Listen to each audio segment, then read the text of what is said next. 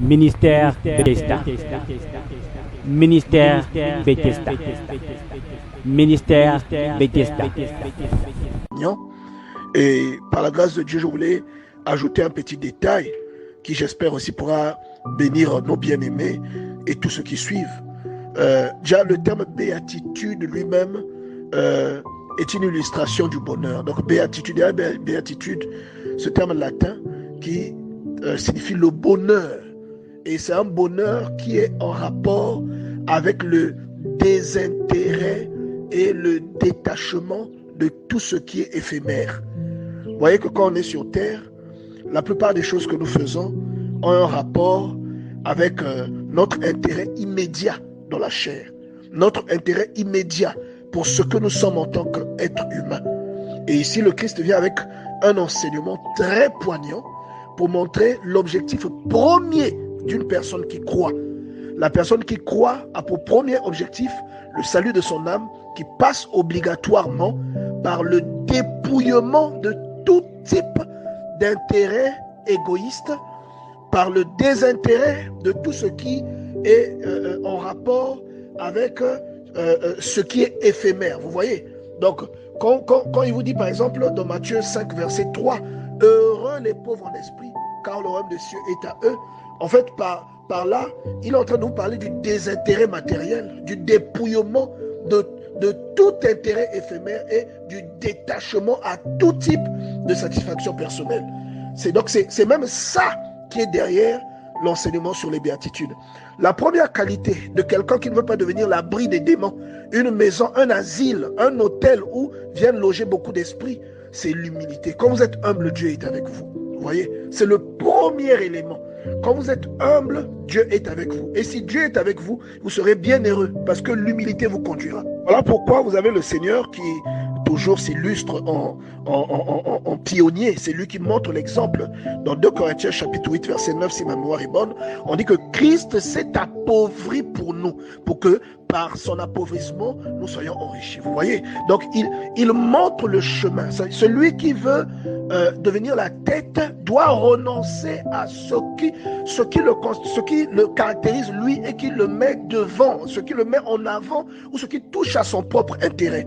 Il doit savoir se sacrifier, s'effacer pour aller à ce qui va dans l'intérêt général et dans l'intérêt de tous. Vous voyez? Et ça, c'est la marque de quelqu'un qui a Dieu en lui, parce que c'est l'humilité. La Bible dit que Dieu résiste aux orgueilleux, mais il fait grâce aux humbles. Lorsque vous êtes humble, jamais vous ne serez possédé par un esprit. Jamais vous ne deviendrez un hôtel de passe pour les esprits, ou un hôtel, ou encore un headquarter, un quartier général dans lequel des personnes, des esprits viendront séjourner pour maintenant combattre votre vie avec tout type de défaillance, de débordement, tout type d'habitude chronique dont vous n'arrivez plus à vous détacher. Parce que celui qui est humble, Dieu vient à son secours. Pourquoi? Parce qu'une personne humble, sans le dire, montre que son intérêt ou encore ce qu'il entreprend ne vise jamais son intérêt personnel. Ça vise toujours un intérêt qui est au-delà et qui touche au bien-être de tout le monde, de tous ceux qui l'entourent. Il pense même à ceux qui ne sont pas encore là. Vous voyez? Et donc, c'est pourquoi vous voyez que le Seigneur, dans Matthieu chapitre 19, verset 21, il dit au jeune homme, il lui dit, si tu veux être parfait, va et vends ce que tu possèdes, donne-le aux pauvres et tu auras un trésor dans le ciel, puis viens et suis-moi. Vous voyez la condition? Donc, une personne qui veut suivre le Seigneur, la première condition, même si on ne vous le dit pas explicitement dans toutes les Écritures, mais c'est le renoncement de soi. Tu renonces à ce qui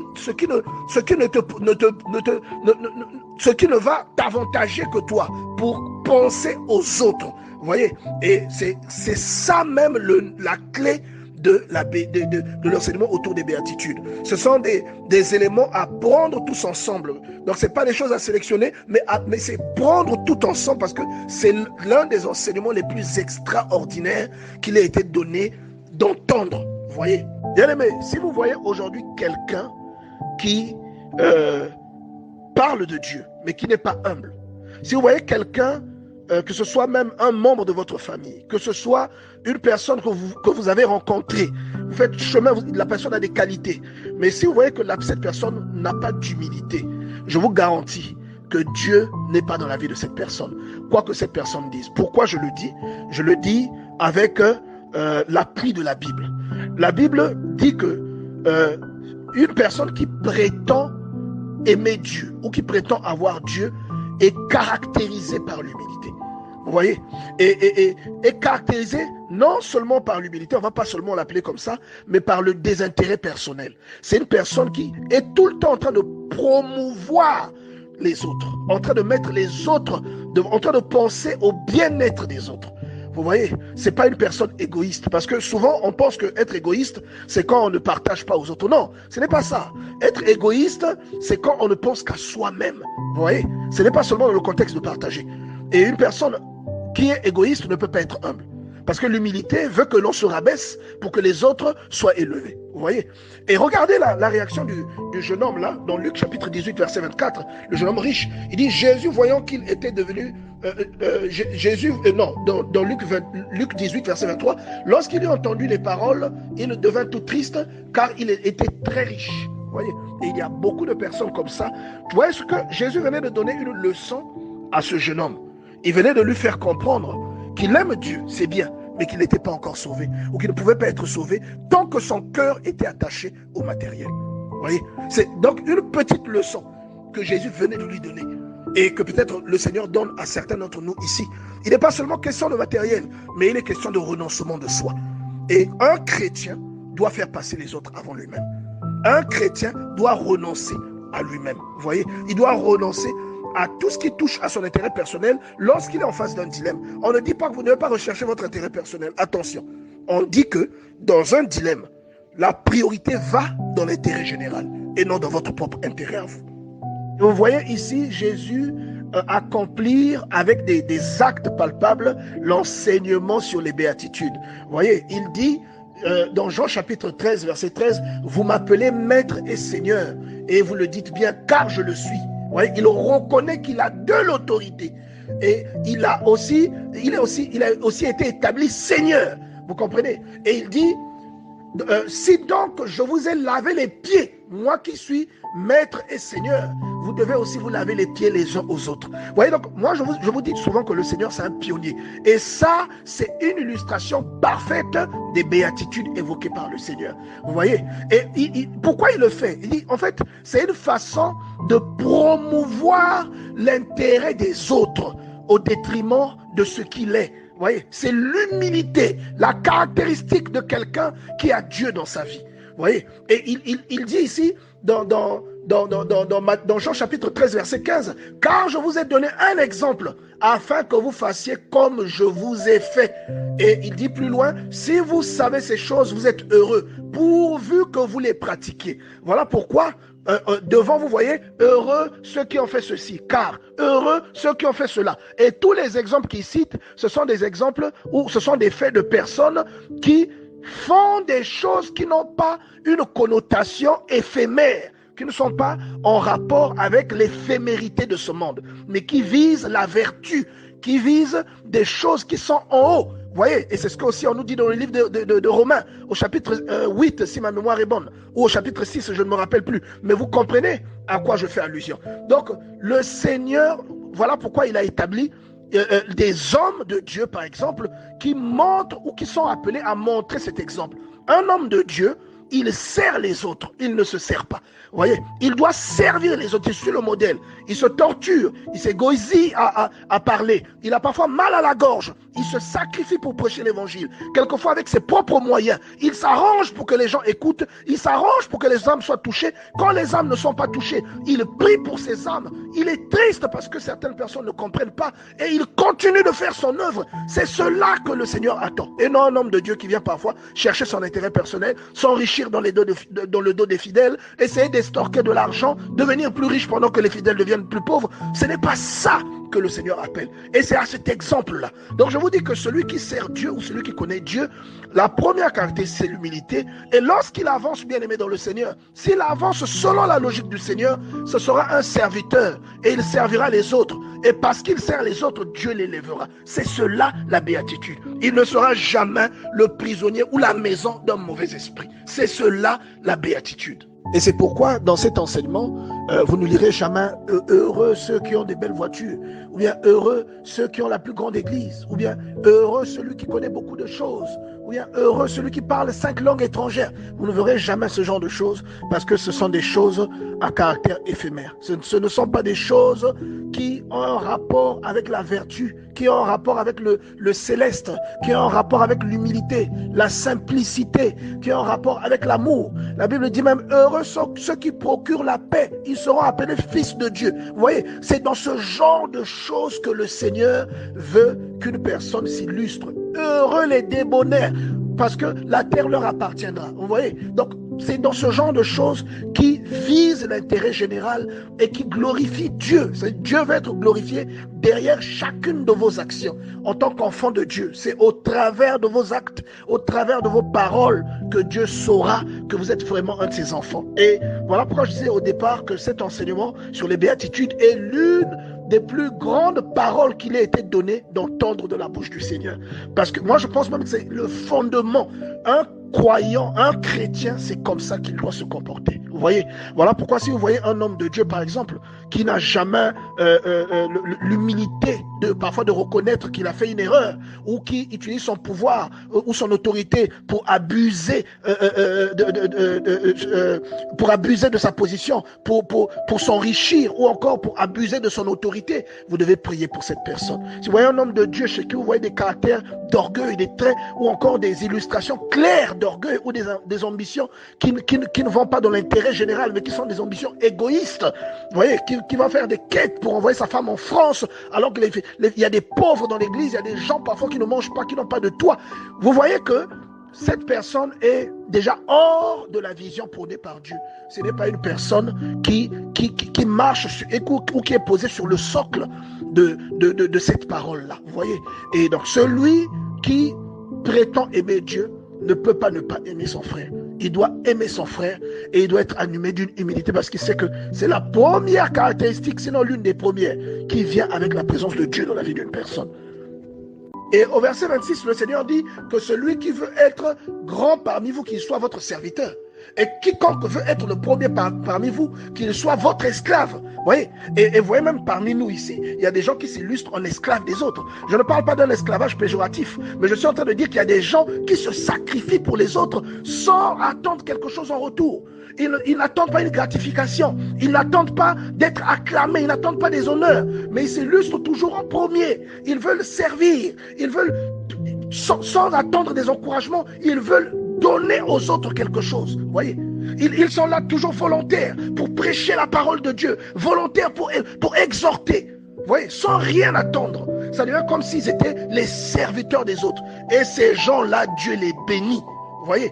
Et cela se joint avec la logique des béatitudes, où Dieu vous encourage à aller dans le sens des choses qui mettent en avant l'intérêt commun, et non des choses qui finissent par devenir des pièges qui vous entraînent à l'égoïsme. Et non des choses qui finissent par faire de vous une personne qui est dans la compétition, une personne qui est dans la concurrence. Mais il vous invite, il vous dit que vous devez, même dans le livre des Colossiens, que vous devez aspirer aux choses d'en haut et non à celles qui sont en bas. Vous voyez, il dit il faut rejeter ce qui n'est pas de Dieu. Il faut rejeter ce qui n'est pas, ce qui ne fait pas la promotion de la vertu. Vous comprenez? Bien aimé, nous devons vraiment considérer cette écriture. Et je pense que c'est une écriture riche parce qu'aujourd'hui, dans les églises, il y a alors, bien aimé, beaucoup de tribulations de la sorte où des personnes font des concurrences entre elles pour voir quelle est la personne qui a le plus grand nombre de fidèles, quelle est la personne qui a la plus grande église, quelle est la personne qui a pu acheter un jet privé. Dieu n'est pas dans ces choses-là. Dieu n'est pas dans ce type de considération. Dieu ne verra pas quelle est la personne qui a pu payer son jet privé. Il verra quelle est la personne qui a soutenu le plus de pauvres. C'est ce genre de choses que Dieu verra. Il verra quelle est la personne qui a traité le plus de malades, qui a payé le plus de traitements pour les gens, qui a peut-être financé les recherches pour découvrir enfin les différentes causes qui emmènent à un cancer. Ou quelles sont les personnes qui ont investi de l'argent pour soutenir les malades du sida. C'est ça que Dieu pourra voir. Mais il ne verra pas quelle est la personne qui a pu payer un jet privé et qui est venu proclamer que Dieu l'a béni. Il a pu payer un jet privé. Non, ce n'est pas ça la logique de Dieu. Sinon, le Seigneur ne nous parlerait pas de cette manière-là dans les béatitudes. Et vous allez voir au verset 28, il ajoute une chose extraordinaire.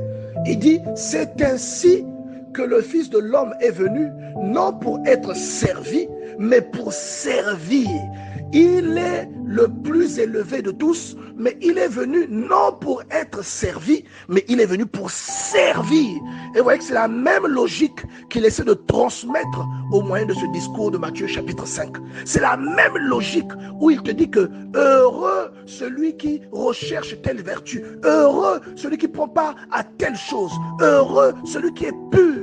Il verra Dieu. Heureux celui qui il vous conduit ou il vous pousse à considérer les choses vertueuses, les choses qui ont un rapport avec le divin, les choses qui ont un rapport avec l'extra, avec l'exceptionnel, positif, avec tout ce qui a un rapport avec la qualité divine. Vous voyez, c'est ça. Il n'est pas dans la compétition. Il n'est pas là pour dire je suis plus que toi. Non, il est là pour servir les gens. Priez pour les hommes de Dieu et même pour les croyants qui ont un esprit de concurrence, un esprit de compétitivité, un esprit de possession qui court après les possessions. On ne dit pas qu'il ne faut pas avoir les possessions, mais il ne faut pas que cette quête prenne la première place dans votre cœur. Il ne faut pas que cette quête, cette course à la possession au bien matériel prenne la première place. Si Dieu arrive, il faut qu'il voie en vous sur le premier banc l'amour des autres et tout type de choses et de vertus qui font la promotion du bien-être commun. C'est cela que Dieu doit voir en premier. Les possessions viennent après. Mais si c'est l'inverse, je vous garantis, bien aimé, que vous êtes hors de la volonté de Dieu. Et vous êtes même en dehors même du socle que Dieu a posé pour reconnaître que telle personne sert réellement Dieu. Il faut regarder quel est le centre d'intérêt. La Bible dit, là où est ton trésor, c'est là où sera ton cœur. Bien-aimés dans le Seigneur, nous devons comprendre cette parole. Je pense que Dieu veut passer un message à quelqu'un ce matin. Et la logique derrière cet enseignement, lorsque Dieu envoie les serviteurs ou encore les croyants, c'est pour qu'ils illustrent la logique du royaume duquel ils sont sortis. Le royaume qui est censé les avoir envoyés. Et ils deviennent comme des ambassadeurs, comme des émissaires, comme des illustrations palpables de ce royaume avec la logique à laquelle ce royaume obéit. Vous voyez? Et le Seigneur veut mettre la distinction. Il dit dans Matthieu chapitre 20 verset 25, Jésus les appela et dit, vous savez que les chefs des nations les tyrannisent, c'est-à-dire la plupart des autorités tyrannisent leur peuple. Vous voyez, il dit, vous savez que la plupart des nations, la plupart des chefs des nations les tyrannisent et que les grands les asservissent. La plupart des gens qui ont du pouvoir asservissent ceux qui ont moins de pouvoir qu'eux. Et il dit, il n'en sera pas de même au milieu de vous. Voilà pourquoi aujourd'hui, lorsque vous voyez comment l'Église est en train de faire naître un esprit de concurrence, vous vous rendez compte que l'Église est en train d'être investie par l'ennemi. Vous vous rendez compte qu'il y a beaucoup de personnes qui prient, qui sont aujourd'hui sous le joug du diable. Beaucoup de personnes qui sont censées montrer le chemin. Il y a des hommes élevés en dignité, des personnes appelées au service et au ministère, qui illustrent des fruits qui ne viennent pas de Dieu. Ils sont dans la concurrence, ils sont dans le m'as-tu vu, ils sont dans des considérations telles que, voilà, c'est lui qui a le plus de membres d'église et que c'est lui qui a la plus grande église, qui a la plus belle maison, qui a la plus belle femme, qui conduit la plus belle voiture. C'est des gens qui sont déjà à l'extérieur de la volonté de Dieu, à l'extérieur du socle que Dieu a déposé pour montrer la voie à ses brebis. Vous voyez, il dit, il n'en sera pas ainsi au milieu de vous. Quand vous voyez une autorité même dans l'église qui s'illustre, je l'ai dit tout à l'heure, par un abus abus de pouvoir, un abus de la petite autorité qu'il a reçue et qui se permet de faire n'importe quoi avec ce petit pouvoir qu'il a reçu de Dieu, méfiez-vous et commencez déjà à prier pour cette personne. Ministère Bethesda. Ministère Bethesda. Ministère Bethesda.